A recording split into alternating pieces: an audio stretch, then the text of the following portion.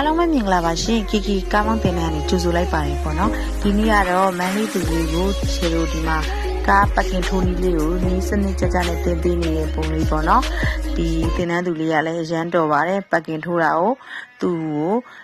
တေချာလေးနီးစနစ်ကြကြလေးပြတ်ထားရတဲ့သူတေချာလေးလိုက်နာပြီးတော့ပတ်ကင်ထိုးတယ်ပေါ့နော်တကယ်လေသူတော်ပါတယ်ပေါ့နော်နီးစနစ်ကြကြနဲ့တင်ပေးတာဖြစ်တဲ့အတွက်မမင်းတို့ကီကီကားမောင်းတင်တဲ့ကိုအပ်ဖို့တော့မမေ့နဲ့နော်ဘာလို့လဲဆိုတော့ကြတော့စိတ်ရှည်လက်ရှည်နဲ့တိတိကျကျလေးကြီးဆိုင်ပြီးတင်ပေးရမလို့ပေါ့နော်ပြီးတော့အမျိုးသမီးတီးတန့်တင်ပေးတာဖြစ်တဲ့အတွက်အမျိုးသမီးတွေ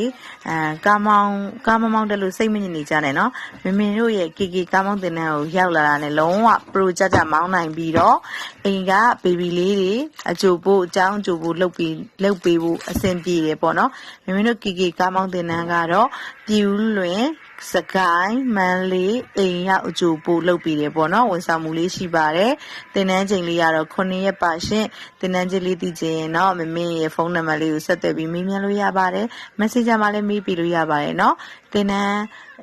အဖို့လို့အချိန်လေးကတော့နည်းနည်းလေးလာဖို့ဖိတ်